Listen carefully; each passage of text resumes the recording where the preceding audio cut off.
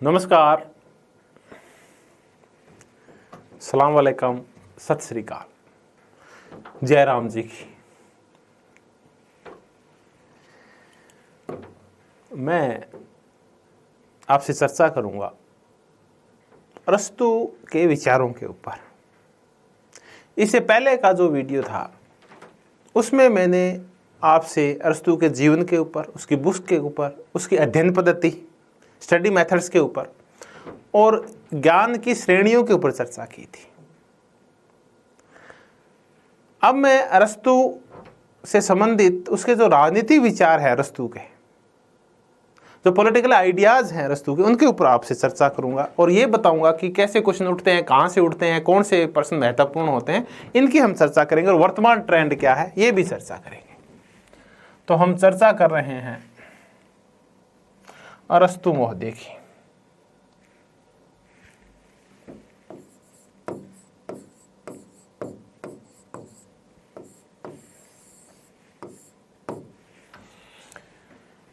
शुरुआत हम अरस्तू और प्लेटो के आपसी संबंध, अरस्तु और प्लेटो की विचार साम्यता और अरस्तु और प्लेटो के विचारों में जो अंतर है वहां से करेंगे।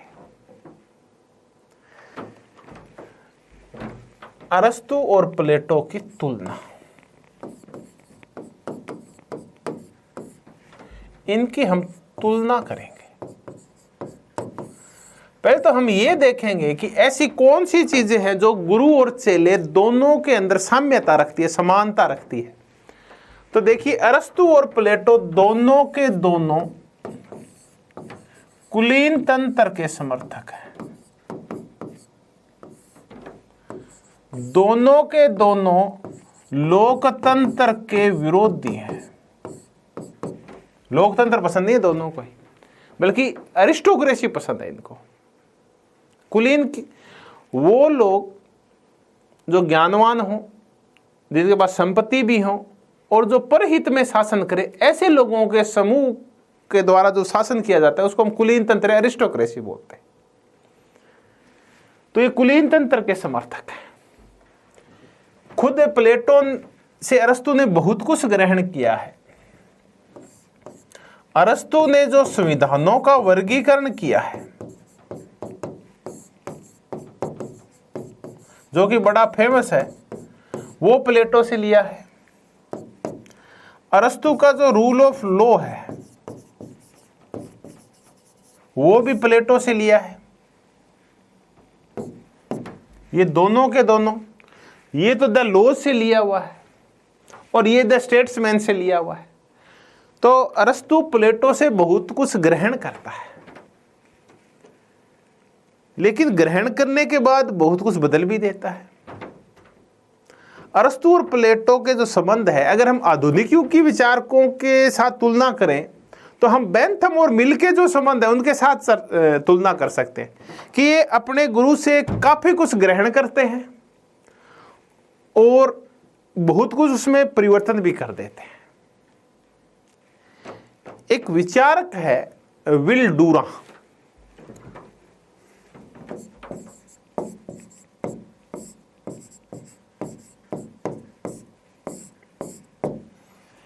मैंने कहा बेंथम और जेस मिल था, वैसा ही संबंध इनसे पूर्व हमें प्लेटो और अरस्तु में दिखाई देता है। विल डूरा ने एक बड़ी जोरदार बात कही है। विल डूरा कहते हैं कि अरस्तु को दर्शन से बहुत ज्यादा प्रेम था, सत्य से, दर्शन से बहुत ज्यादा प्रेम था, और प्लेटो को भी ये पता था कि ये नवयुग है, ये दर्शन से बहुत ज्यादा प्रेम करता है। विल डूरा आगे लिखता है कि अरस्तु, प्लेटो जब जिंदा था तभी ये कहना शुरू कर दिया था अरस्तु ने कि प्लेटो के साथ ही दर्शन का अवसान नहीं हो जाएगा। इसको हम कहानी के माध्यम से या इसे साधारण चर्चा के माध्यम से समझते हैं। चलिए इसको कहानी में परिवर्तित कर देते हैं कि विल डूरा कहना क्या चाह रहा है। विल डूरा ये कहना चाह रहा है कि बैठे हैं, शिष्य बैठे हैं चल प्लेटो के, और आपस में चर्चा कर रहे हैं। एक शिष्य ये कहता है कि अब प्लेटो महोदय वृद्ध हो गए हैं, बूढ़े हो गए हैं, और इन्होंने दर्शन को जिस स्तर के ऊपर पहुंचा दिया है, इसलिए हम प्लेटो को पूर्ण ग्रीक बोलते हैं, कि उस स्तर तक पहुंचा दिया है कि अब गुरुजी की मौत हो जाएगी तो दर्शन का अवसान हो जाएगा, कि इसके बाद फिलोसफी नहीं बचेगी, गुरुजी है तब तक ही दर्शन है। तब अरस्तु इस चीज का विरोध करता है और वो ये कहता है कि गुरुजी के साथ यानी प्लेटो की मौत के साथ दर्शन का अवसान नहीं होगा, मैं बैठा हूं ना।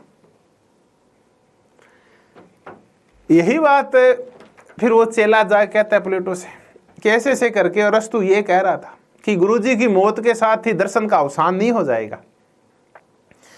तो फिर प्लेटो कहता है, प्लेटो जो कि अरस्तु को अकादमी का नक्षत्र कहा करता था, कि अरस्तु अकादमी का नक्षत्र है, तब प्लेटो ये कहता है कि अरस्तु गधे का वो बच्चा है जो दूध पीने के बाद अपनी मां को लात मार देता है।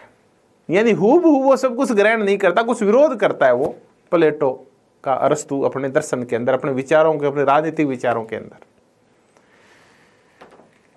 तो विल्डूना आगे लिखते हैं कि सीजर था, ये नहीं है कि ब्रूट्स उससे प्रेम नहीं करता था। सीजर रोम का राजा था, लेकिन सीजर ने धीरे धीरे पास इस गणतंत्रात्मक रोम की सारी शक्तियां अपने पास हथिया ली। ब्रूट्स को यह चीज पसंद नहीं आई सीजर की। ब्रूट्स सीजर से बहुत प्रेम करता था, सीजर का खास दोस्त था, लेकिन बाकी लोगों ने ब्रूट्स को भड़का दिया सीजर के खिलाफ कि सीजर धीरे धीरे तानाशाह होने की कोशिश कर रहा है और ये रोम के गणतंत्र के लिए घातक व्यवस्था है। तो ब्रूट्स ने एक दिन सीजर का सिर तलवार से अलग कर दिया, यानी एक दोस्त ने एक दोस्त को मार दिया। तो विल्डूरा कहता है कि ब्रूट्स सीजर से तो प्रेम करता है, लेकिन रोम को उससे भी ज्यादा प्रेम करता है। उसी प्रकार अरस्तु प्लेटो से तो प्रेम करता है, लेकिन दर्शन से प्रेम उससे भी ज्यादा करता है, सत्य से प्रेम उससे भी ज्यादा करता है, ज्ञान से प्रेम उससे भी ज्यादा करता है। प्लेटो अरस्तु को प्यारा तो है, लेकिन दर्शन उससे भी ज्यादा प्यारा है, यह कहना है विल्डूरा का। तो अरस्तु ने फिर प्लेटो में क्या क्या परिवर्तन किए, हम इनकी चर्चा करते हैं। अरस्तु और प्लेटो के विचारों में जो अंतर है, अब हम उन अंतरों की चर्चा करेंगे कि अंतर क्या क्या है, क्या क्या परिवर्तन कर दिया। एक तरफ हम प्लेटो को लेते हैं और एक तरफ हम अरस्तु को लेते हैं। जैसा कि एम.बी. फोस्टर बोलता है, एम.बी. फोस्टर बोलता है कि प्लेटो की जो पुस्तक है रिपब्लिक, उसमें तर्क बुद्धि की संप्रभुता है, उसमें तर्क बुद्धि की संप्रभुता का सिद्धांत है। तर्क बुद्धि की संप्रभुता का तात्पर्य है कि तर्क बुद्धि विवेक बुद्धि होगी, वो दार्शनिक राजा के पास होगी। तो इसमें दार्शनिक राजा का राज है, यानी इसमें व्यक्ति का शासन है, इसमें व्यक्ति का शासन है। अरस्तु है वो सामूहिक बुद्धि का सिद्धांत देता है।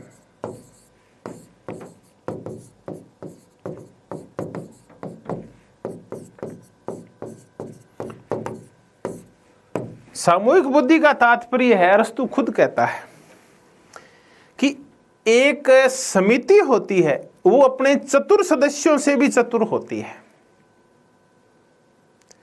एक व्यक्ति चाहे कितना ही बड़ा दार्शनिक क्यों ना हो, उसकी बजाय जो लोगों का एक समूह होता है, उसके पास बुद्धि ज्यादा होती है।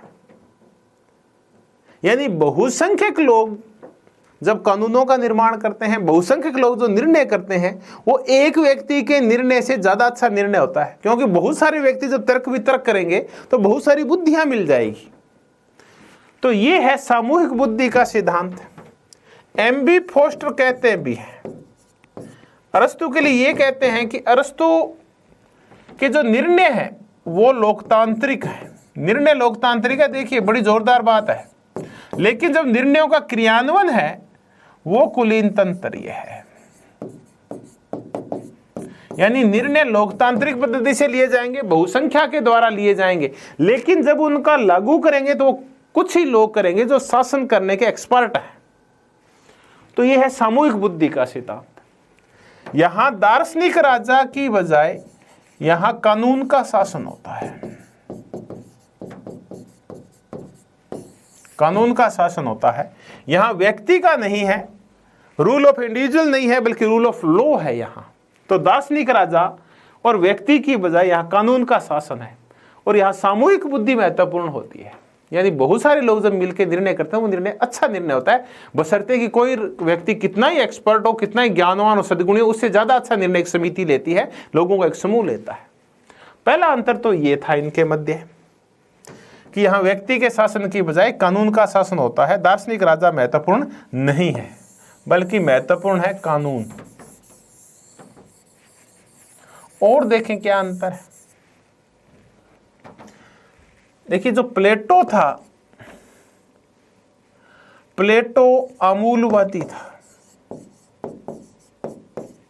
अमूलवादी का तात्पर्य, प्लेटो के जो पॉलिटिकल थ्योरी थी वो रेडिकल थी। देखिए संपत्ति की संस्था थी, परिवार बने हुए थे।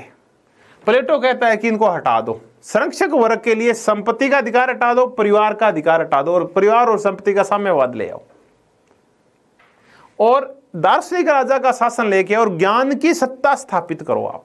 यानी ज्ञान सर्वोच्च हो गया, ज्ञान की संप्रभुता होगी, विवेक बुद्धि की संप्रभुता होगी। तो ये अमूलवादी था। इसके जो सिद्धांत थे अपने समय से बहुत ज्यादा आगे थे और रेडिकल चेंजेस कर रहे थे तात्कालिक समाज व्यवस्था के अंदर, कि उस समय साम्यवाद की बात करना, वो भी संपत्ति नहीं, साथ साथ में परिवार और स्त्रियों के साम्यवाद की चर्चा करना वाकई में रेडिकल था। अरस्तु के विचार रेडिकल नहीं थे, बल्कि उदार यथास्थितिवादी थे कि परिवर्तन तो करो लेकिन धीमे परिवर्तन करो या कम परिवर्तन करो। तो इसके जो विचार हैं ये उदार यथास्थितिवादी है, लिबरल कंजर्वेटिव उदार हैं इसके। ये संपत्ति की संस्था को बनाए रखना चाहता है, परिवार को भी बनाए रखना चाहता है, लेकिन उसके लिए धीमे परिवर्तन चाहता है। ये समाज व्यवस्था को सुधारने के लिए, राज्य को सुधारने के लिए, राज्य में स्थायी व्यवस्था लाने के लिए परिवर्तन तो करता है, लेकिन धीमे परिवर्तनों का हिमायती है, या फिर यथास्थिति स्टेटस को का हिमायती है। तो यहां जो रेडिकल है, संपत्ति और परिवार को समाप्त करना चाहता है, ये उनको बनाए रखना चाहता है। और देखें ये जो प्लेटो है, मैक्स एक जोरदार बात बोलता है कि ये प्रथम कल्पनावादी है या फर्स्ट यूटोपियन है। ये तो फिर ये क्या है? ये है प्रथम राजनीति वैज्ञानिक है। ये अरस्तु ये फर्स्ट यूटोपियन है, ये फर्स्ट साइंटिस्ट है या पॉलिटिकल साइंटिस्ट है। और देखें इनमें क्या अंतर है। मैक्सी और बड़ी जोरदार बात बोलता है मैक्सी कि जो प्लेटो है ये गुरु है कल्पनावादियों का,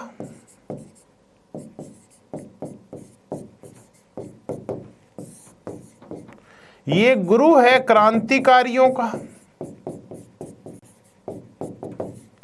ये गुरु है आदर्शवादियों का।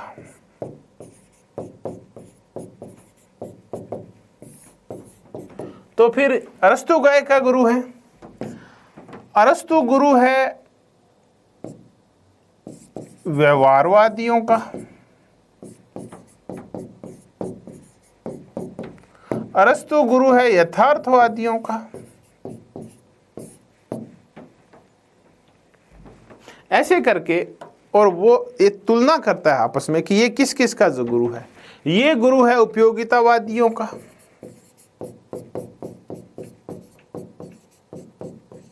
क्योंकि उपयोगितावादी जिस आनंद और सुख की चर्चा करते हैं, इसकी चर्चा वो भी कर चुका है। लेकिन उपयोगितावादियों ने शारीरिक सुखों पर बल दिया, अरस्तु ने बौद्धिक और शारीरिक दोनों प्रकार के सुखों की चर्चा की है। तो ये व्यवहारवादियों का गुरु है, यथार्थवादियों का गुरु है, उपयोगितावादियों को। मैंने कहा उपयोगितावादियों का गुरु क्यों है, तो मैंने सुख की चर्चा की। उपयोगितावादी कहते हैं कि सुख महत्वपूर्ण है, हर चीज वो जो हमें सुख देती है वो उपयोगी है, चाहे वो कानून हो, चाहे संस्था हो, चाहे कोई रीति रिवाज हो, चाहे नैतिकता के कोई आधार हो, वही है जो सुख देते हैं। तो सुख महत्वपूर्ण है, लेकिन कौन से? भौतिक सुखों में बल देते हैं उपयोगितावादी। तो एक दृष्टि से अरस्तु भी दो प्रकार के सुख मानता है, नैतिक सुख, बौद्धिक सुख और भौतिक सुख। लेकिन ये सुख की चर्चा तो करता है ना, हालांकि दो मान लेता है, नैतिक और बौद्धिक, लेकिन ये उसमें से एक उठाते हैं उपयोगितावादी, भौतिक सुख उठाते हैं। तो उपयोगितावादियों का आधार है ये। यथार्थवादियों का व्यवहारवादी, व्यवहारवादियों की चर्चा की थी हमने जब अरस्तु को शुरू किया था, कि व्यवहारवादियों की तरह अरस्तु भी है, वो आनुभविक पद्धति का, वैज्ञानिक पद्धति का, तथ्यों और अवलोकनात्मक पद्धति के ऊपर बल देता है, इसलिए व्यवहारवादियों का गुरु है। और क्या अंतर है? देखिए, और अंतर है कि ये जो पद्धति का जिसका प्रयोग करता है प्लेटो, वो है निगमनात्मक पद्धति। ये तो हमने कई बार चर्चा कर ली, निगमनात्मक पद्धति, डिडक्टिव मेथड। और इसकी जो पद्धति है वो है आगमनात्मक पद्धति, इंडक्टिव मेथड। तो ये हमने बड़ी बड़ी चर्चा की। और विशेष करके ये प्लेटो है, व्यक्ति के शासन में विश्वास करता है, और अरस्तु है, ये विश्वास करता है कानून के शासन में, रूल ऑफ लॉ में। ये इसका राजा दार्शनिक राजा है, यहाँ राज कानून करते हैं। तो ये हमने अंतर किया प्लेटो और अरस्तु में, कि ये तर्क बुद्धि की संप्रभुता मानता है, दार्शनिक राजा को संप्रभु मानता है, और कानून वही होंगे जो दार्शनिक राजा ने कह दिए। यहाँ दार्शनिक राजा है, वो कानून से ऊपर है, वो कानून के अकॉर्डिंग काम नहीं करता, बल्कि कानून उसके अकॉर्डिंग काम करते हैं। और यहाँ कानून बड़े हैं और राजा छोटा है। और यहाँ सामूहिकता है निर्णय प्रणाली में, और कानून निर्माण के अंदर बहुत सारे लोग मिलकर निर्णय करते हैं, जो एक दार्शनिक राजा की निर्णय को ज़्यादा अच्छा निर्णय ले पाते हैं। तो ये हमने अरस्तु और प्लेटो में अंतर किया।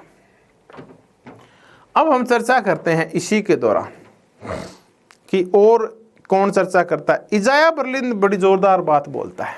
इजाया बर्लिन अलग से लिख लेते हैं, इजाया बर्लिन की।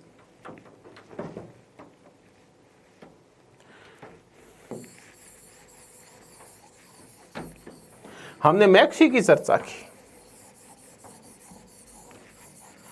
देखिए, कुछ ऐसे ना पूछ लिए जाते हैं कि किसने किसके बारे में क्या कहा है, सेबाइन ने क्या कहा है, इजाया बर्लिन ने क्या कहा है, मैक्सी ने क्या कहा है, फोस्टर ने क्या कहा है, इसका आप ध्यान रखा करें। आप ऐसे क्वेश्चन बहुत आते हैं। इजाया बर्लिन भी दोनों के बारे में कहता है। इजाया बर्लिन का एक लेख है, हैडॉग एंड द फॉक्स, 1953 के आसपास ये लेख आया, Haddock and the fox. Haddock होता है कांटेदार जंगली चूहा और लोमड़ी, यानी जिसको झावा बोलते हैं, जो किसान है वो जानते हैं। उसके ऊपर कोई वार करते हैं तो वो ऐसे अपने आप को एक उसमें समेट लेता है, एक आवरण के अंदर। तो कांटेदार जंगली चूहा और लोमड़ी। इजाया बर्लिन ने ये कहता है कि जो प्लेटो है ये इसकी तरह है, ये प्लेटो हैडॉग की तरह है, ये है प्लेटो। और अरस्तु लोमड़ी की तरह है। प्लेटो एक बड़ी चीज के बारे में जानता है, और अरस्तु लोमड़ी की तरह है जो बहुत सारी चीजों के बारे में जानता है। प्लेटो सिर्फ एक दार्शनिक राजा और उसके चारों ओर हर चीज का वर्णन करता है, उसके लिए क्या करना है क्या नहीं करना, सारी चीज उसके चारों ओर बुनता है, चाहे उसका दर्शन है, चाहे उसकी शिक्षा है, चाहे उसका साम्यवाद है। एक दार्शनिक राजा के शासन की स्थापना कैसे की जाए, सारी बुनाई उसके चारों तरफ की गई है। जबकि अरस्तु क्या करता है, वो फॉक्स की तरह है, वो बहुत चीजें जानता है। लोमड़ी बहुत सारी चीजों के बारे में जानती है, नागरिकता क्या है, दास प्रथा क्या है, कानून क्या है, कैसे बनेंगे, इन सब चीजों के ऊपर वो विस्तृत वर्णन करता है अरस्तु। तब इजाया बर्लिन कांटेदार चूहा बोलता है प्लेटो को, अरस्तु को लोमड़ी बोलता है। तो कई बार पूछे कौन लोमड़ी और कांटेदार चूहे शब्द प्लेटो और अरस्तु के लिए प्रयोग करता है, वो इजाया बर्लिन करता है अपने एक लेख के तहत। तो ये हमने चर्चा की कि मैक्सी ने क्या कहा, इजाया बर्लिन ने क्या कहा। फोस्टर भी बोलता है कि अरस्तु मूलतः सिद्धांतकार था, जबकि प्लेटो ऐसा नहीं था। प्लेटो मूलतः दार्शनिक था, अरस्तु सिद्धांतकार था। तो ऐसे करके और हमने इनमें अंतर देखा कि क्या क्या अंतर है प्लेटो में और अरस्तु में। ऐसी क्या चीजें थी जिनको बदल दिया अरस्तु ने प्लेटो के बाद, उसके विचारों में क्या परिवर्तन किए हमने चर्चा की। अब अरस्तु के विचार हैं क्या, हम इसकी एक एक करके और चर्चा की शुरुआत करते हैं। हम अरस्तु के राज्य की चर्चा करेंगे, हम अरस्तु की नागरिकता की चर्चा करेंगे, विधि के शासन की चर्चा करेंगे, और भी अरस्तु ने जो भी सिद्धांत दिए हैं हम उन सब की चर्चा करेंगे।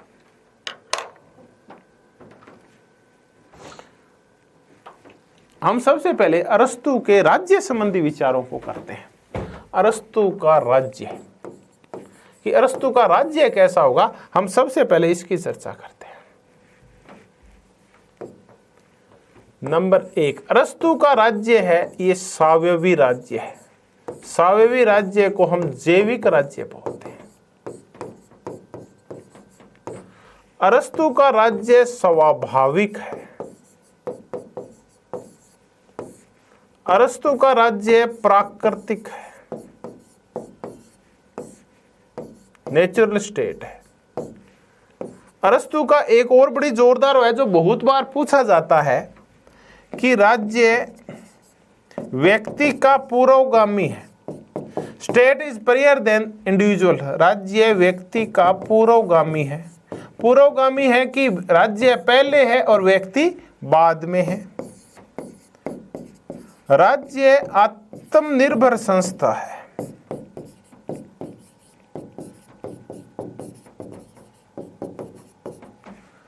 राज्य सर्वोच्च समुदाय है, सुप्रीम एसोसिएशन है, कायनोनिया है। राज्य एक सुप्रीम कायनोनिया है राज्य। तो एक एक करके हम इनकी चर्चा करते हैं और इसके उद्देश्य वगैरह क्या होगा हम इसकी चर्चा करेंगे। देखिए अरस्तु का जो राज्य है, पहले हम उसकी उत्पत्ति की चर्चा करें कि राज्य उत्पन्न कैसे हुआ। तो हमें राज्य की उत्पत्ति के कई सिद्धांत मिलते हैं। एक सिद्धांत ये मिलता है कि राज्य की उत्पत्ति स्वाभाविक है, ये प्राकृतिक है। तो राज्य की उत्पत्ति स्वाभाविक है, प्राकृतिक है, अपने आप ही हुई है, ये मनुष्य के स्वभाव में पाई जाती है। प्लेटो अरस्तु का तो ये कहना है। मध्ययुगीन जो विचारक थे, सेंट ऑगस्टाइन वगैरह, थॉमस एक्विनास, ये कहते थे कि राज्य देवताओं ने पैदा किया है। आधुनिक विचारक हैं, विशेषकर जो समझौतावादी है, वो कहते हैं राज्य कृत्रिम है, इसको तो जनता ने आपसी समझौता करके पैदा किया है। हॉब्स, लॉक, रूसो ये कहते हैं।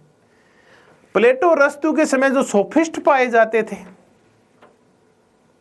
वो भी यही कहा करते थे, सोफिस्ट समझौतावादियों की तरह, कि राज्य तो एक सोच समझकर बनाई गई इकाई है, व्यक्ति ने अपने फायदे के लिए, अपने सुख के लिए इसका निर्माण किया है, ये अपने आप बनता नहीं है।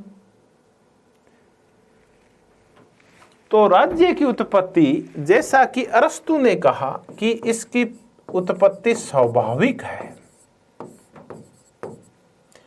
राज्य है ये प्राकृतिक राज्य है, नेचुरल है। देखिए नेचर में जो भी हवा चलती है ये कोई चलाता नहीं है। जंगल में पेड़ उगे, किसने उगाए नहीं है, अपने आप उग गए हैं। तो स्वाभाविक चीजें, प्राकृतिक चीजें वो होती है जो अपने आप ही होती है। कृत्रिम चीजें वो होती है जो किसी के द्वारा बनाई जाती है। जैसे पेन है, ये कृत्रिम चीज है, लेकिन ये जो आसपास हवा है ये कृत्रिम नहीं है, बल्कि ये प्राकृतिक है। तो राज्य अपने आप ही बनता है, किसी के द्वारा बनाया नहीं जाता। तो हम देखें कि राज्य स्वाभाविक है, राज्य जैविक है, राज्य सावयवी है। हम इनकी चर्चा करते हैं सबसे पहले। तो राज्य की उत्पत्ति प्राकृतिक रूप से हुई है। हम अरस्तु के यहाँ ये कहते हैं कि राज्य प्राकृतिक उपज है, नेचुरल है, राज्य है जो है। अब ये नेचुरल कैसे है, फिर कैसे पैदा हुआ? कि राज्य के स्वभाव में, व्यक्ति के स्वभाव में होता है कि वो परिवार बनाता है, इस परिवार से गांव बनते हैं और गांव से फिर राज्य बनता है। राज्य एक आत्मनिर्भर संस्था है। राज्य व्यक्ति के जीवन के लिए आया था, क्योंकि जीवन के लिए राज्य बड़ा जरूरी है। जैसे सांस लेना जरूरी है वैसे राज्य जरूरी है, और सदजीवन के लिए राज्य बना हुआ है ताकि उसको और अच्छा जीवन देश के इसके लिए राज्य बना हुआ है। तो राज्य है क्या? राज्य गांव, परिवारों और गांव से मिलकर बनी हुई एक संस्था है, ये कहना है अरस्तु का। प्लेटो ये कहा करता था कि राज्य व्यक्ति का या उसके चरित्र का ही विराट रूप है। तो थोड़ा अंतर हो गया कि व्यक्ति का विराट रूप ही राज्य है, ये प्लेटो कहा करता था, और परिवार बढ़ता बढ़ता राज्य बन जाता है, ये कहना है अरस्तु का। व्यक्ति पहले परिवार बनाता है, फिर यहाँ जब उसके प्रयोजन पूरे नहीं होते तो फिर वो गांव बनाता है, गांव में जब उसके उद्देश्य और प्रयोजन पूरे नहीं होते तब वो राज्य बनाता है, और राज्य में जाके और वो सर्वोच्च प्रयोजन, सर्वोच्च साध्य, अपने अल्टीमेट एंड की प्राप्ति कर लेता है, वो है राज्य। तो व्यक्ति पहले परिवार बनाएगा, फिर गांव बनाएगा, फिर राज्य। तो परिवार ही बढ़ता बढ़ता है ये राज्य बन जाता है। अब देखिए कितना महत्वपूर्ण कथन है। हम कहते हैं कि राज्य प्राकृतिक है। कैसे समझाता है अरस्तु कि देखिए ये इतनी स्वाभाविक संस्था है कि अगर इसे कोई बाहर रहता है या तो वो पशु है या वो देवता है,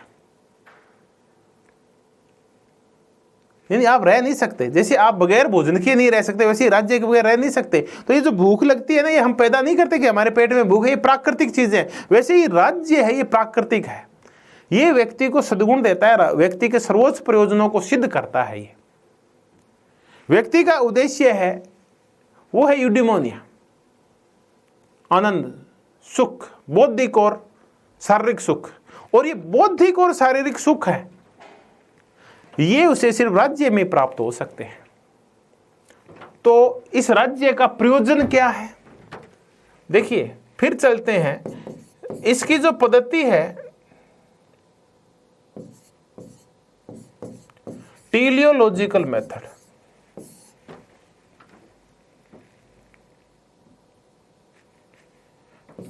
टीलियोलॉजिकल मेथड ये कहता है कि प्रत्येक चीज का कोई न कोई प्रयोजन है। तो फिर राज्य का प्रयोजन क्या है? तो अरस्तु कहता है राज्य का प्रयोजन है नैतिक प्लस आर्थिक। यानी एक व्यक्ति के लिए सद्गुण भी जरूरी है, अच्छाई भी जरूरी है, और उसका पेट भरना भी जरूरी है। यानी बौद्धिक आनंद और शारीरिक आनंद दोनों आवश्यक हैं, नंबर एक। दूसरा, व्यक्ति के लिए जरूरी होती है शिक्षा। शिक्षा ही व्यक्ति को पूर्ण बनाती है। शिक्षा की वजह से ही व्यक्ति कानूनों का पालन करता है, व्यक्ति सत्य की खोज करता है। तो शिक्षा ही पूर्ण मानव बनाती है, और शिक्षा कौन देता है? राज्य देता है। इसलिए व्यक्ति को पूर्ण मानव बनना है तो राज्य का सदस्य बनना पड़ेगा। और देखें राज्य का उद्देश्य क्या है? राज्य में रह के हम समुदायवादी बनते हैं, हम सबका भला सोचते हैं, कॉमन गुड सोचते हैं। अगर आप परिवार में हैं तो सबका भला नहीं सोचते, अपने परिवार का भला सोचते हैं। गांव में है तो सिर्फ गांव का भला सोचते हैं, पर अगर राज्य के रहते हैं तो आप सबका भला सोचते हैं। देखिए एक जो नागरिक है वो क्या करता है? अरस्तु का नागरिक वो समस्त लोगों का भला सोचता है। तब ये है राज्य के प्रयोजन। तो कुल मिला के इसकी जो संस्था है, राज्य संस्था है, वो नैतिक संस्था है। बड़ी बड़ी ये है कि नैतिक संस्था है राज्य, जो व्यक्ति को सद्जीवन प्रदान करती है, उसको सद्गुण प्रदान करती है। और ये कुछ उसके प्रयोजन है राज्य के, कि वो समुदायवादी है, वो शिक्षा देता है, वो नैतिक और आर्थिक आवश्यकताएं पूरी करता है। आप इनके बगैर नहीं रह सकते, इसलिए आपको राज्य में रहना पड़ेगा। इसलिए राज्य स्वाभाविक है और राज्य प्राकृतिक है। इसकी हम फिर चर्चा करेंगे। पहले हम ये देखें कि राज्य व्यक्ति का पुरोगामी है। State is prior than individual. राज्य व्यक्ति से पहले है, व्यक्ति बाद में है और राज्य पहले है। यहां से जरूर क्वेश्चन आता है। एक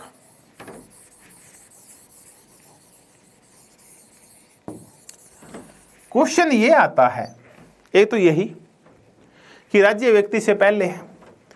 दूसरा ये है कि व्यक्ति का हित और राज्य का हित है वो एक है। ये भी क्वेश्चन, एक कोटेशन आती है कि राज्य व्यक्ति का पुरोगामी है, राज्य का हित और व्यक्ति का हित अविभाज्य है, दूसरी कोटेशन। परिवार से गांव बना और गांव से राज्य बना, तीसरी कोटेशन। राज्य एक आत्मनिर्भर संस्था है, राज्य एक सर्वोच्च संस्था है, ऐसी कोटेशन भी आती है। राज्य एसोसिएशन ऑफ एसोसिएशन है, समुदायों का समुदाय है, ये परिभाषा भी आती है। राज्य एक कायोनोनिया है, यानी कायोनोनिया, राज्य एक कायोनोनिया है। कायोनोनिया ये होता है समुदाय, होता है कायोनोनिया, और एक सर्वोच्च कायोनोनिया है। ये शब्द है अरस्तु का स्पेशल, कायोनोनिया एक समुदाय है राज्य, जहां हम सब इस समुदाय की भलाई के लिए कार्य करते हैं। अब हम देखें कि राज्य व्यक्ति का पूर्वगामी कैसे है। तो देखिए, अरस्तु कहता है कि अगर हम ऐतिहासिक दृष्टि से देखें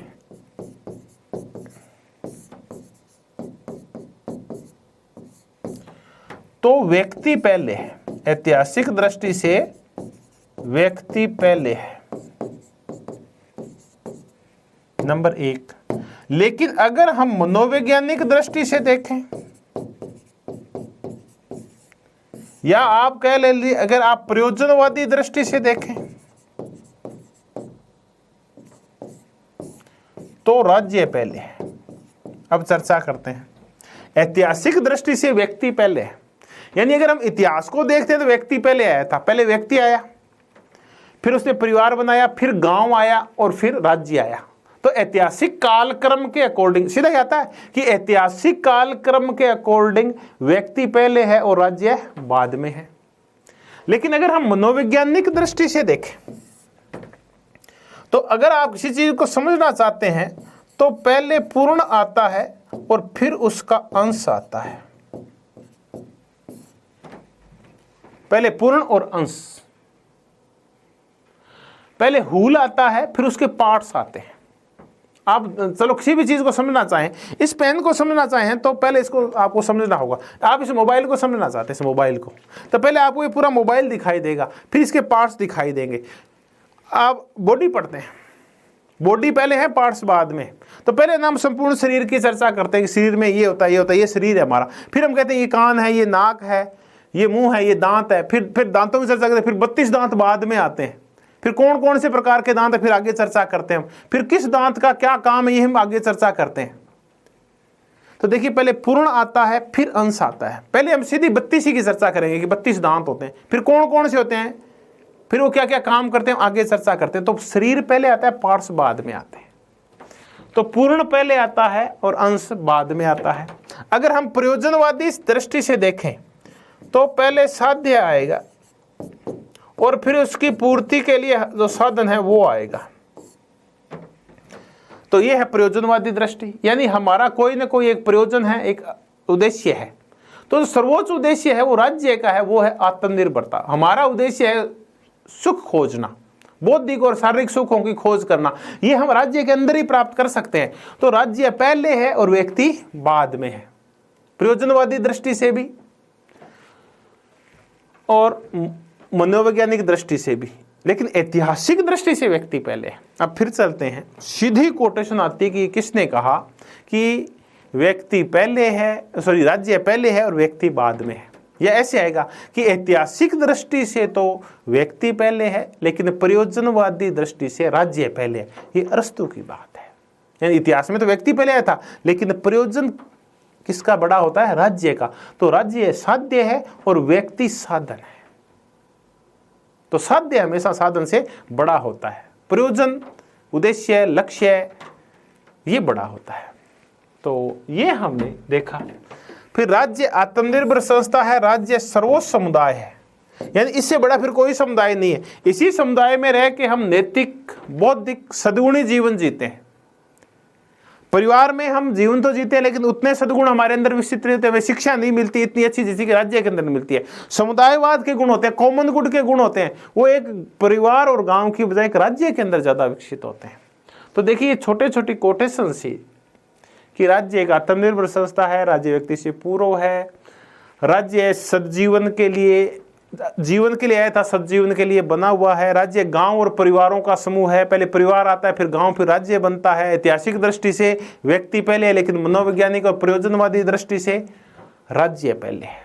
तो ऐसे करके और कुछ कोटेशंस हैं जो राज्य के ऊपर पूछी जाती है।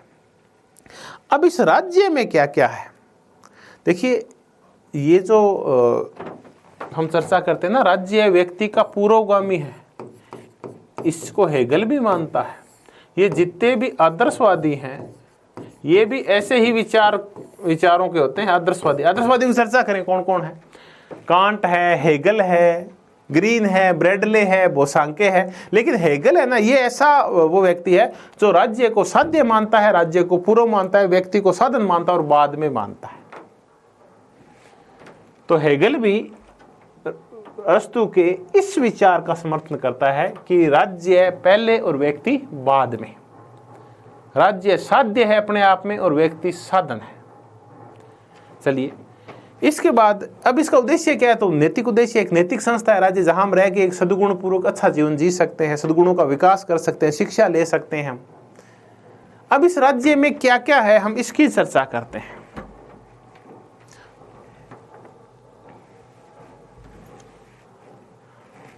इस राज्य में परिवार है। सबसे पहले हम परिवार की चर्चा करते हैं, यानी फैमिली है, क्योंकि परिवार से बढ़ता बढ़ता ही राज्य बनता है। तो परिवार का वर्द रूप ही राज्य है, जैसा कि व्यक्ति का वर्द रूप राज्य है। प्लेटो व्यक्ति का वर्द रूप बोलता है राज्य को, और अरस्तु परिवार का वर्द रूप बोलता है राज्य को। परिवार, अरस्तु कहता है कि परिवार असमानता का क्षेत्र है। बस इसी की चर्चा करेंगे, असमानता का क्षेत्र। परिवार असमानता का क्षेत्र है। अब ये क्वेश्चन नहीं आता कि परिवार में कौन शामिल होते हैं, बच्चे होते हैं, बूढ़े होते हैं, पत्नी होती है, मालिक होता है यानी पति होता है, दास होते हैं, और ये सब मिलकर एक परिवार का निर्माण करते हैं। ऐसे क्वेश्चन नहीं आते कि मालिक, उसकी पत्नी, उसके बच्चे और दास ये मिलकर परिवार का निर्माण करते हैं। हमारा तो मुद्दा ये है कि परिवार असमानता का क्षेत्र है, अरस्तु का ये कहना है। कैसी असमानता, तो हम देखें कि इस परिवार में लैंगिक असमानता पाई जाती है। नंबर 1, इसमें बौद्धिक असमानता पाई जाती है।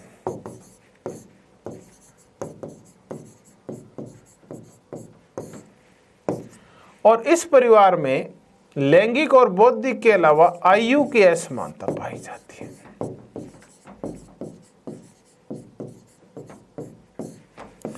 सबसे पहले तो मैं आपको यह बता दूं कि प्लेटो और अरस्तु में एक बहुत बड़ा अंतर है। प्लेटो था वो स्त्री सशक्तिकरण का समर्थक था, स्त्री समानता का समर्थक था,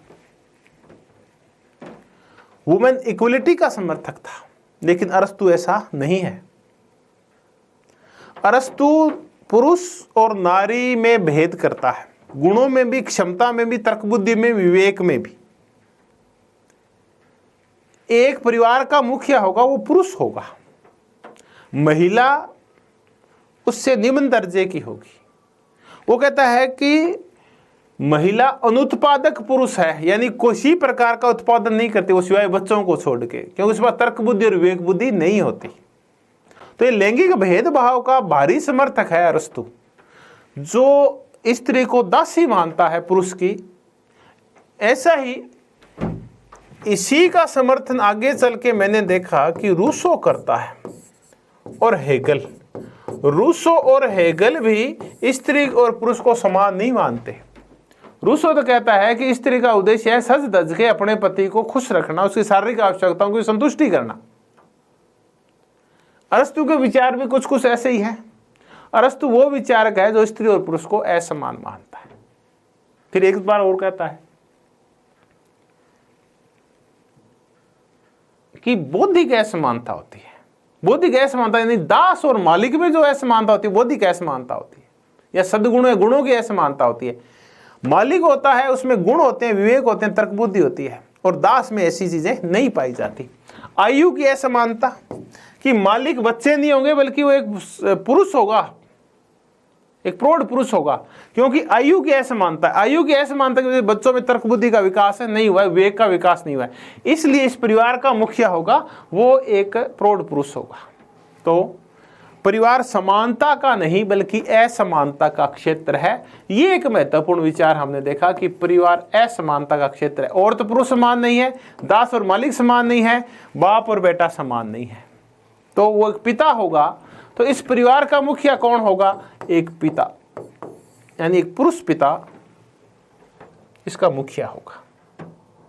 चलिए और देखें, अभी हमने चर्चा की असमानता के क्षेत्र की, तो इसके साथ साथ हमें एक और विचार देखना पड़ेगा इसका, वो है दास प्रथा संबंधी विचार, स्लेवरी।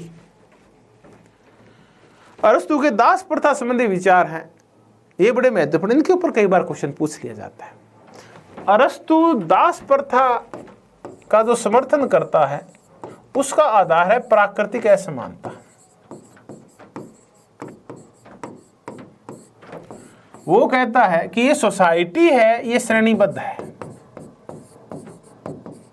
यानी श्रेणीबद्धता है, ये प्राकृतिक है और इसमें गुणों का अंतर पाया जाता है, गुणों का अंतर और श्रेणीबद्धता। अब हम इस मुद्दे को समझने की चर्चा करते हैं कि प्राकृतिक और सामाजिक दो प्रकार की होती है, या कृत्रिम कह लो आप, असमानता। कि इस संसार में जो असमानता है वो प्रकृति प्रदत्त है। प्रकृति किसी को मालिक पैदा करती है, प्रकृति किसी को सद्गुणी और किसी को असद्गुणी पैदा करती है। गुणों में अंतर देखिए, मालिक में जो गुण होते हैं, जो बल होता है, वो बौद्धिक गुण होते हैं, ये तो होते हैं मालिक में। तो फिर दास में क्या पाए जाते हैं? तो दास में पाया जाता है शारीरिक बल। तो यानी बल और गुणों में अंतर होता है। जिसमें विवेक और बुद्धि होती है वो मालिक होता है, जिसमें सिर्फ शारीरिक ताकत होती है और बुद्धि नहीं होती वो होता है मालिक। तो गुणों में अंतर होता है। फिर ये कहता है कि प्राकृतिक असमानता, यानी गुणों में अंतर भी प्रकृति पैदा करती है, इस वजह से श्रेणीबद्धता पैदा होती है, हायरार्की पैदा होती है, ऊंच नीच पैदा होती है, मालिक और दास के संबंध पैदा होते हैं, एक उच्च होगा एक निम्न होगा, उच्च और निम्न के संबंध ये प्राकृतिक हैं, समाज प्रदत्त नहीं है। किसी को मालिक बनाया, किसी को दास बनाया, ये प्रकृति ने बनाया है और पैदा इनको ऐसा ही किया है, यानी ये पैदाइशी होते हैं, समाज निर्मित नहीं है। बहुत बाद में जाके जब रूसो आया तो उसने बताया कि बहुत सारी असमानताएं ये प्राकृतिक होती हैं। हमारे यहाँ हम ये कहते हैं, देखिए हिंदू एक जो समाज है उसमें कुरीति है, एक कुपरंपरा, वो ये कुसोच ये है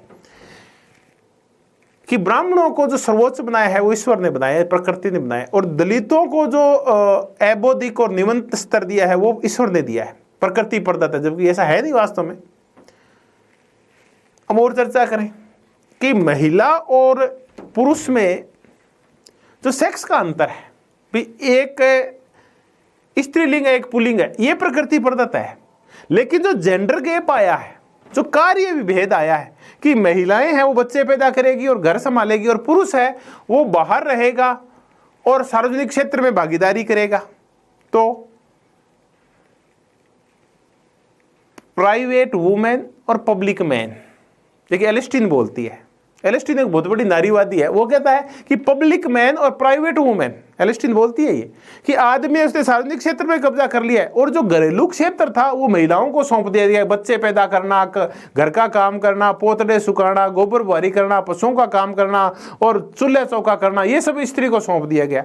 और पुरुष ने राजनीति करना, खेल कूद करना, राज्य संचालन करना, पुलिस संचालन करना, ये सारी ताकतवर काम थे वो अपने पास ले लिए।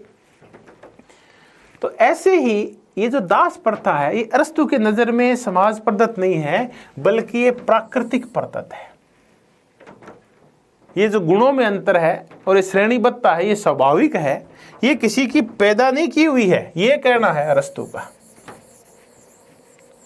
चलिए हमने देखा कि ये दास प्रथा है ये प्राकृतिक है। देखे और क्या है, ये कहता है ये दास है ना, ये दो प्रकार के होते हैं।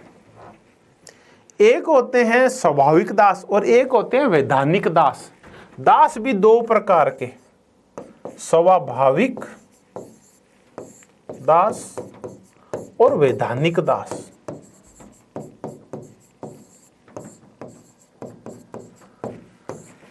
कुछ लोग दास बनने के लिए पैदा होते हैं, यानी वो स्लेव जिनमें सिर्फ शारीरिक बल होता है, बुद्धि बल होता ही नहीं है। कुछ ऐसे स्वभाव से ही कुछ लोग हैं वो दास बनने के लिए पैदा होते हैं। ये तो स्वाभाविक दास होते हैं जिनमें गुण नहीं होते। दूसरे होते हैं वैधानिक दास, इनमें गुण तो होते हैं लेकिन ये युद्धबंदी होते हैं। जब एक राज्य दूसरे राज्य को विजित कर लेगा तो जो हार गए हैं उनको दास बना लिया जाता है। वो मालिक होंगे तो भी दास बन जाएंगे दूसरों के। तो ये होते हैं वैधानिक दास जो युद्ध के माध्यम से पैदा होते हैं। तो दासता दो प्रकार की होती है। अब ये देखें कि दासता के फायदे हैं क्या। अरस्तु कहता है दासता के बिल्कुल फायदे हैं। एक है नैतिक फायदा और दूसरा है भौतिक फायदा।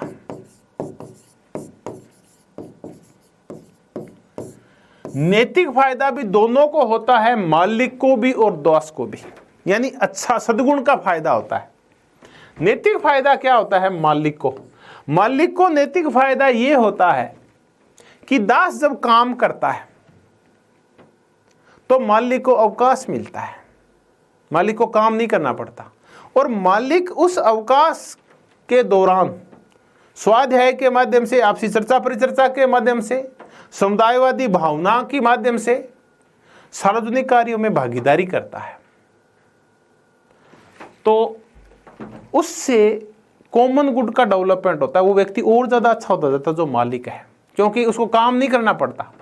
अगर वो खाने पीने की चीजें पैदा करने लग जाएगा तो फिर वो सार्वजनिक कार्यों में भागीदारी नहीं कर पाएगा, सद्गुणों का विकास नहीं कर पाएगा, पढ़ नहीं पाएगा, स्वाध्याय नहीं कर पाएगा, ज्यादा अच्छा नैतिक नहीं हो पाएगा। तो वे जो दास प्रथा है ये नैतिक बनाती है मालिक को, उसको अवकाश देके उसको और ज्यादा उसमें सद्गुणों का विकास करती है। तो दास को क्या नैतिक फायदा होता है?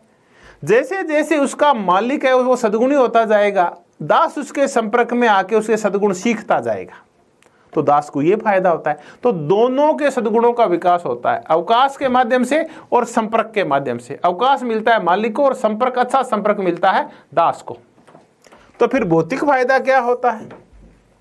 भौतिक फायदा ये होता है कि मालिक है उसको सारा काम किया मिल जाता है, तो वो उसको वो काम नहीं करना पड़ता और फिर वो सार्वजनिक क्षेत्र में भागीदारी करता है। दास को ये फायदा है कि उसको रोटियां मिल जाती है मालिक के यहाँ। तो नैतिक और भौतिक दो कारणों से दास प्रथा का समर्थन करता है अरस्तु कि ये नैतिक और भौतिक दोनों कारक है। और देखें कि वो इसकी है क्या, इसकी दास प्रथा। एक अरस्तु बड़ी जोरदार बात बोलता है कि जो दास है वो उत्पादन का उपकरण नहीं है। जैसा कि फोस्टर भी लिखता है कि दास उत्पादन का उपकरण नहीं है बल्कि कार्य का उपकरण है। इनमें भी फर्क होता है। उत्पादन का उपकरण का तात्पर्य है कि दास उत्पादन के लिए नहीं है, उत्पादन होता है लाभ के लिए, यानी फैक्ट्री का दास नहीं है।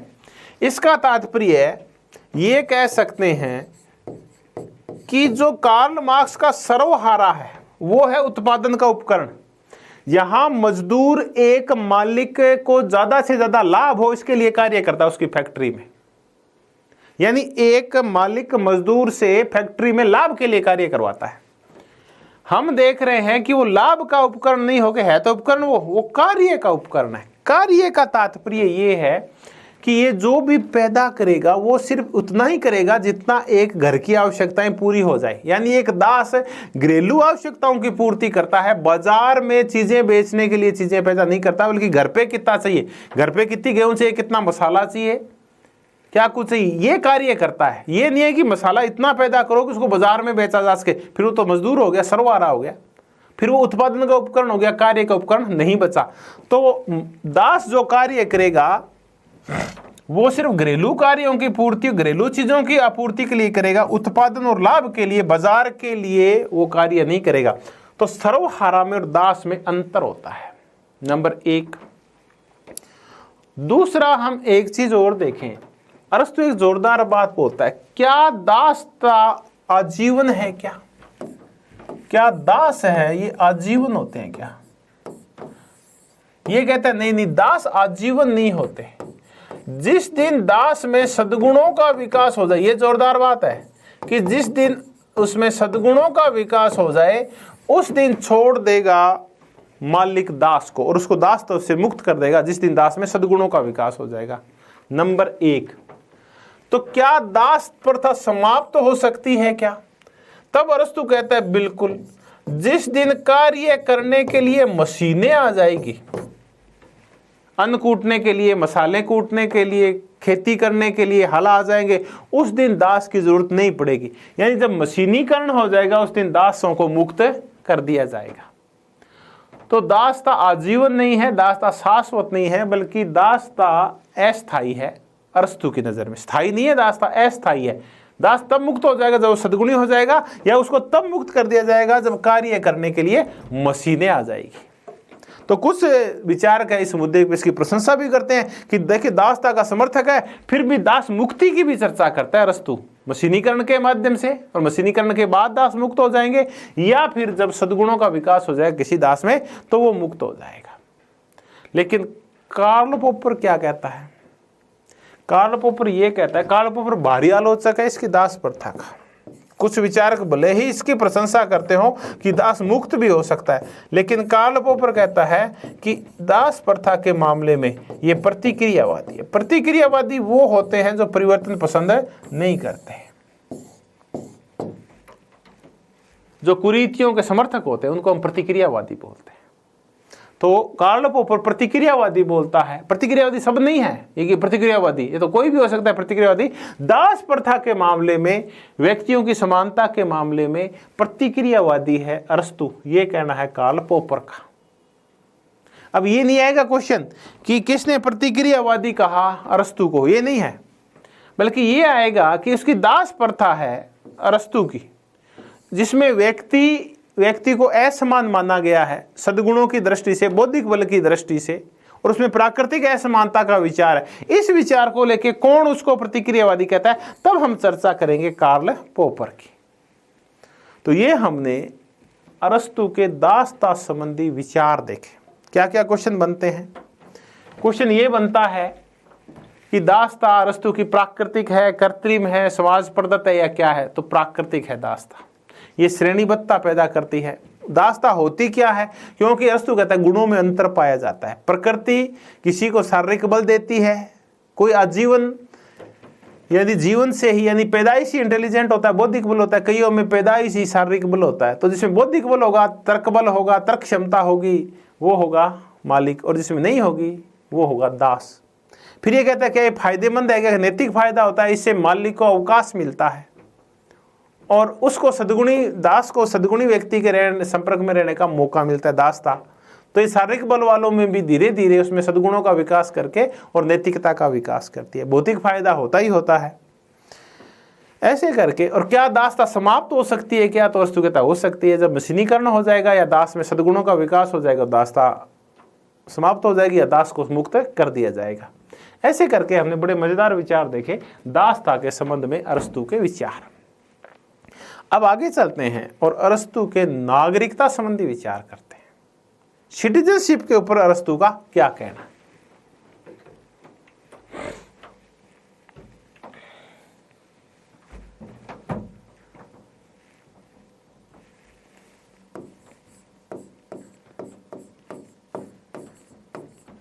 नागरिकता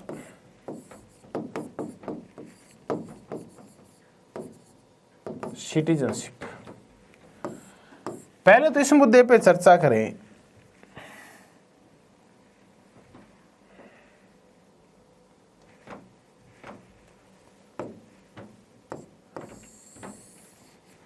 कि सिटीजन कौन नहीं होगा।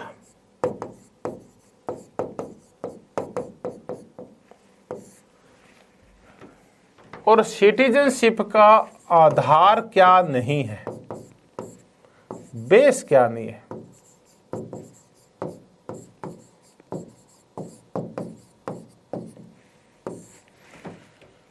कौन नहीं होगा? तो देखिए ऐसी कोई लिस्ट बनाने की आवश्यकता नहीं है, ऐसे क्वेश्चन आमतौर पे नहीं आते। चलिए, स्त्रियां क्योंकि वो अनुत्पादक पुरुष हैं, उनमें बौद्धिक बल कम होता है, स्त्रियां नहीं होंगी। बच्चे नहीं होंगे क्योंकि उनमें वो परिपक्व नहीं हुए हैं। बूढ़े नहीं होंगे क्योंकि उनमें क्षमता कम हो गई है, सोच कम हो गई है, तर्क बुद्धि कम हो गई उनमें। विदेशी नहीं होंगे क्योंकि ये कभी भी गड़बड़ कर सकते हैं। शिल्पी नहीं होंगे, किसान नहीं होंगे क्योंकि इनके पास अवकाश नहीं होता। तो ये सारे नहीं होंगे सिटीजन। कारण मैंने बता दिया, स्त्रियां, बच्चे, बूढ़े, एलियन, शिल्पी, किसान, ये नहीं होंगे। तो क्या क्या आधार नहीं होंगे? आप ये नहीं कह सकते कि मैं यहाँ मूल रूप से रह रहा हूँ, मेरी 20 पीढ़ियाँ रह रही, इसलिए मैं यहाँ का नागरिक हूँ, जो कि आजकल नागरिकता की जो परिभाषा है, नंबर 1। दूसरा, नागरिकता का आधार जन्म स्थान भी नहीं है कि मैं यहाँ पैदा हुआ हूँ। जैसे आजकल की नागरिकता वो ये है कि जहाँ पैदा हुए वहाँ के आप नागरिक बन सकते हैं, जन्म स्थान भी नहीं है। कानूनी हैसियत कि आपको एक कानूनी हैसियत दे दी गई, आप वहाँ पढ़ सकते हैं, ज़मीन खरीद सकते हैं, इसका मतलब ये नहीं है कि आप वहाँ के नागरिक भी हैं। तो ये आधार नहीं है। मूल निवास, मूल निवास, डोमोसाइल, ये नहीं है कि आप वहाँ के मूल निवासी हैं, आपकी 20 पीढ़ियाँ एथेंस में रह रही है तो आप वहाँ के नागरिक बन जाएंगे। नहीं, आपने वहाँ पैदा हुए तो ये भी आधार नहीं है। कानूनी हैसियत, आपके पास ज़मीन है, प्रॉपर्टी है, दावा कर सकते हैं, तो ये भी आधार नहीं है। तो फिर आधार है क्या? अब हम नागरिकता के आधार ही देखते हैं कि क्या है नागरिकता के आधार।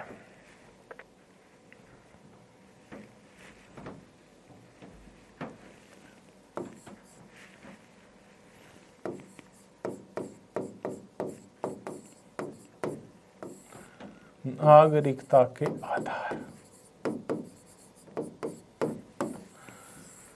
तो पहले तो नागरिक कौन होगा, हम ये डिसाइड करते हैं कि नागरिक कौन होगा, सिटीजन कौन होगा। तो नागरिक वो होगा जो शासन व न्यायिक कार्यों में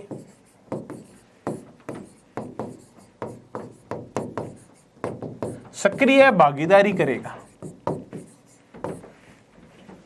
ये आ गई नागरिक की परिभाषा।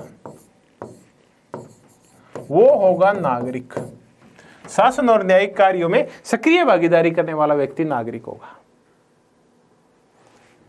तो जो सामुदायिक कार्यों में भाग लेगा वो होगा नागरिक, जो कॉमन गुड के बारे में कार्य करेगा वो होगा नागरिक। इसीलिए हम कहते हैं ये नागरिक समाज और समुदायवाद का प्रणेता है।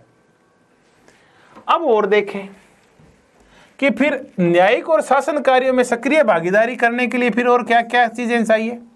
तो देखिए, अगर वही व्यक्ति सक्रिय भागीदारी कर सकता है न्यायिक और शासन कार्यों में जिसके पास तर्क बुद्धि हो या जिसके पास विवेक बुद्धि हो, तो एक नागरिक बनने के लिए तर्क बुद्धि या विवेक बुद्धि अत्यंत आवश्यक होती है, नंबर 1। क्योंकि अगर तर्क बुद्धि और विवेक बुद्धि नहीं होगी तो वो कभी भी कॉमन गुड में भाग नहीं ले पाएगा, वो तो फिर स्वार्थी हो जाएगा। और देखें और क्या आवश्यक है, इसके लिए अवकाश आवश्यक है।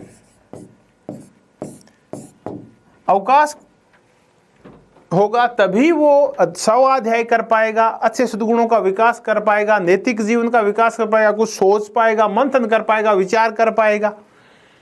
तो इसके लिए अवकाश आवश्यक है। अवकाश आप में तर्क बुद्धि का विकास करते हैं। आपके पास, अगर आप खेतों में काम कर रहे हैं, आपके पास टाइम ही नहीं है कि कब आप स्वाध्याय करें, अच्छे लोगों से चर्चा करें, परिचर्चा करें, तो अवकाश आवश्यक है। और अवकाश के लिए आवश्यक है संपत्ति, क्योंकि अगर आपके पास संपत्ति नहीं होगी तो आप संपत्ति के लिए भागादौड़ी करेंगे, तो भागादौड़ी करेंगे तो कैसे भाग लेंगे शासन और प्रशासन के कार्यों में, कैसे कॉमन गुड के बारे में, आप तो खुद के पेट के बारे में सोच रहे हैं तब तो। और फिर संपत्ति के लिए जरूरी है दास। तो ये एक इंटरकनेक्टेड चीजें हैं कि अगर आपके पास दास है तो आपके पास संपत्ति है। अब आप संपत्ति कमाने की चिंता से मुक्त हैं तो आपके पास अवकाश है। अवकाश में आप स्वाध्याय के द्वारा सद्गुण और तर्क बुद्धि का विकास कर सकते हैं। और तार्किक और सद्गुणी व्यक्ति जो शासन और न्यायिक कार्यों में सक्रिय भागीदारी करते हैं वो होंगे नागरिक। तो ये है शर्तें, सक्रिय भागीदारी, अवकाश, संपत्ति, दास होना, तर्क बुद्धि होना, विवेक बुद्धि होना। तो ये एक दूसरे इंटरकनेक्टेड कर लीजिए आप कैसे ही।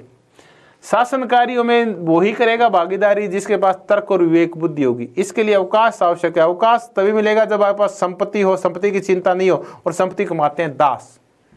तो ये कुछ शर्तें हैं कि अरस्तु के राज्य में कौन नागरिक होगा और कौन नागरिक नहीं होगा। तो फिर नागरिकता क्या है? तो नागरिकता एक विशेषाधिकार है जो सब लोगों को प्राप्त नहीं है। ये कुछ ही लोगों को प्राप्त है जो ये कार्य करते हैं, शासन, प्रशासन और न्यायिक कार्यों में सक्रिय भागीदारी करते हैं। नंबर 1। नंबर 2, नागरिकता अधिकार नहीं है जैसा कि आजकल चलता है, बल्कि नागरिकता क्या है? एक कर्तव्य है। कर्तव्य है कि आप शासन और प्रशासन के कार्यों में भागीदारी करेंगे, समुदाय के बारे में सोचेंगे, समुदाय की भलाई के बारे में सोचेंगे, परहित के बारे में सोचेंगे, राज्य हित में सोचेंगे, समाज हित में सोचेंगे। तो ये है कि ये कर्तव्य है आपका। ये कुछ ही लोग इस कर्तव्य को निभा सकते हैं जिनमें तर्क और विवेक बुद्धि होती है, जिनमें समझदारी होती है, जिनमें सद्गुण होते हैं, वही कर सकते हैं ऐसा कार्य। सद्गुणों के लिए अवकाश जरूरी है, अवकाश के लिए संपत्ति जरूरी है और संपत्ति के लिए दास जरूरी है। चलिए, एमबी फोस्टर बड़ी जोरदार बात बोलता है। फोस्टर कहता है कि प्लेटो जिस संरक्षक वर्ग की चर्चा करता है, प्लेटो के संरक्षक वर्ग में शासक और सैनिक आता है। यही है जो शासन और प्रशासन कार्यों में भाग लेते हैं, न्यायिक कार्यों में। अरस्तु क्या करता है? अरस्तु का नागरिक है वो प्लेटो के संरक्षक वर्ग के तुल्य है। यानी प्लेटो का संरक्षक वर्ग गार्जियन और प्लेटो का नागरिक एक ही है। बस ये है कि प्लेटो ने, फोस्टर कह रहा है, उनके अंदर भेद, एक दीवार खींच दी शासक और सैनिक की। अरस्तु ने कोई दीवार नहीं खींची, उनको नागरिक कह दिया। तो बड़ी जोरदार एक वो क्वेश्चन बन सकता है कि कौन सा विचारक ये कह रहा है कि प्लेटो का संरक्षक वर्ग और अरस्तु का नागरिक एक ही है? वो एमबी फोस्टर का कहना है। फिर फोस्टर कहता है बस फर्क इतना ही है कि प्लेटो उनके मध्य एक दीवार खींच देता है, संरक्षक वर्ग के मध्य शासक और सैनिक, और ऐसी दीवार कौन हटा देता है? नागरिक कहकर अरस्तु हटा देता है। अब हम जो चर्चा कर रहे थे, दो मजेदार चर्चा करते हैं। एक तो अवकाश के ऊपर चर्चा करते हैं, एक चर्चा और करते हैं।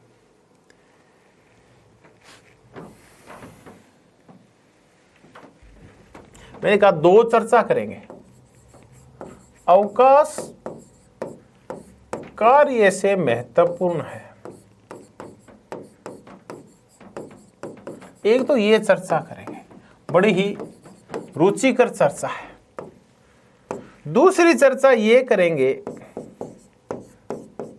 कि श्रेष्ठ नागरिक, सीधे क्वेश्चन आ जाते हैं,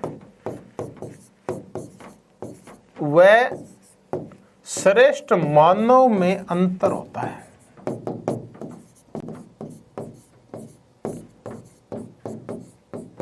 एक ये चर्चा करते हैं कि अवकाश कार्य से महत्वपूर्ण है, अरस्तु का कहना है ये। और श्रेष्ठ नागरिक और श्रेष्ठ मानव में अंतर होता है, ये भी अरस्तु का कहना है। इन दोनों को समझते हैं। आपके ये थोड़ा सा कम समझ में आता है। अपन कहते हैं कि कार्य महत्वपूर्ण होता है, अवकाश महत्वपूर्ण नहीं होता। तो यहां हमें इसको समझना पड़ेगा कि कार्य क्या है और अवकाश क्या है। देखिए, अरस्तु की एक बड़ी फेमस कोटेशन है कि युद्ध होना चाहिए शांति के लिए और कार्य होना चाहिए अवकाश के लिए। अभी चर्चा करते हैं कि इस अगर कोटेशन को समझना है तो हमें अवकाश को समझना होगा कि अवकाश है क्या। अवकाश का तात्पर्य है वो समय जब आप स्वाध्याय करते हैं, आप चर्चा परिचर्चा करते हैं, आप पढ़ते हैं, लिखते हैं, आप अध्ययन करते हैं और आप इन सब के माध्यम से अंदर नैतिकता का, ईमानदारी का, सत्यता का विकास करते हैं, अपने अंदर सद्गुणों का विकास करते हैं। वो है अवकाश। कोई भी व्यक्ति जिसके पास अवकाश नहीं होगा वो नागरिक नहीं बन सकता, क्योंकि एक सद्गुण व्यक्ति बनने के लिए अवकाश अत्यंत आवश्यक है। एक किसान है, एक शिल्पी है, उसमें बुद्धि तो है, लेकिन उसके पास अवकाश नहीं है, इसलिए वो अपने सद्गुणों का विकास नहीं कर सकता, इसलिए वो नागरिक नहीं होगा। तो अवकाश का तात्पर्य है वो समय जब आप शासन कार्यों में भाग लेते हैं, स्वाध्याय करते हैं, नैतिक गुणों का विकास करते हैं, सद्गुणों का विकास करते हैं, वो है अवकाश। अब आपके गड़बड़ क्यों, उल्टा क्यों सोचते हैं? हम सोचते हैं अवकाश का तात्पर्य निंद्रा लेना, अवकाश का तात्पर्य मौज मस्ती करना, अवकाश का तात्पर्य शराब पीना, अवकाश का तात्पर्य शारीरिक भोग करना, अवकाश का तात्पर्य निठल्लापन। ये नहीं है, अरस्तु के अकॉर्डिंग अवकाश ये नहीं है। अवकाश का तात्पर्य है बौद्धिक गुणों का विकास करना, बौद्धिक सद्गुणों का विकास करना, बौद्धिक प्रवृत्तियों का विकास करना, सार्वजनिक कल्याण के जो विचार है उनका विकास करना। अवकाश का तात्पर्य वो क्षण जब आप सार्वजनिक हित में सोचते हैं, सार्वजनिक हित में कार्यवाही करते हैं, वो है अवकाश। कार्य तो दास भी कर सकते हैं, ये शारीरिक कार्य, और अवकाश है बौद्धिक कार्य। तो शारीरिक कार्य से बौद्धिक कार्य श्रेष्ठ होते हैं। निठल्लापन, शारीरिक भोग, निद्रा, ये तो दास भी कर सकता है।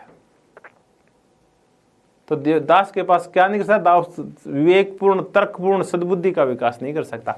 तो अवकाश कार्य से श्रेष्ठ है, ये कहना है अरस्तु का। तो युद्ध शांति के लिए होना चाहिए और कार्य अवकाश के लिए होना चाहिए। तो शांति युद्ध से श्रेष्ठ है और वैसे ही अवकाश कार्य से श्रेष्ठ है, कि अवकाश के माध्यम से अपने बौद्धिक गुणों का विकास करते हैं।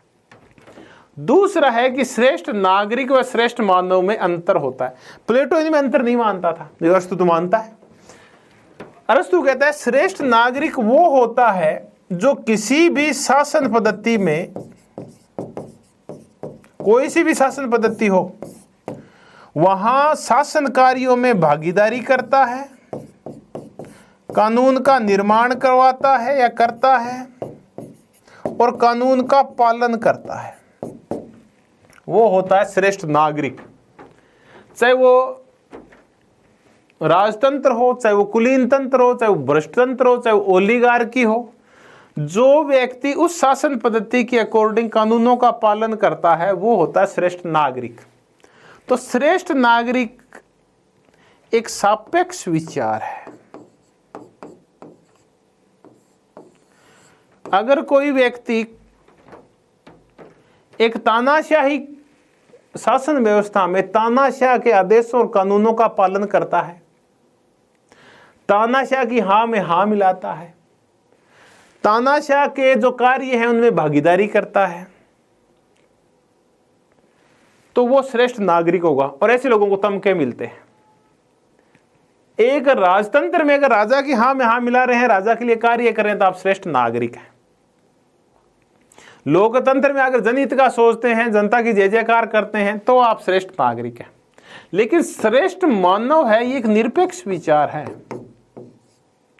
इसका तात्पर्य है कि आप कोई सी व्यवस्था हो, आप ईमानदार हैं, आप सत्यनिष्ठ हैं, आप अहिंसक हैं,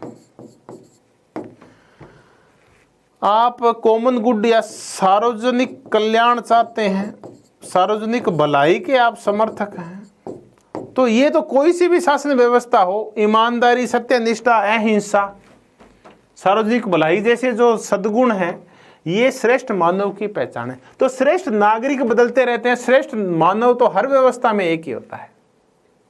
तो श्रेष्ठ नागरिक होना और श्रेष्ठ मानव होने में अंतर होता है। अब चर्चा करते हैं कि महात्मा गांधी क्या थे।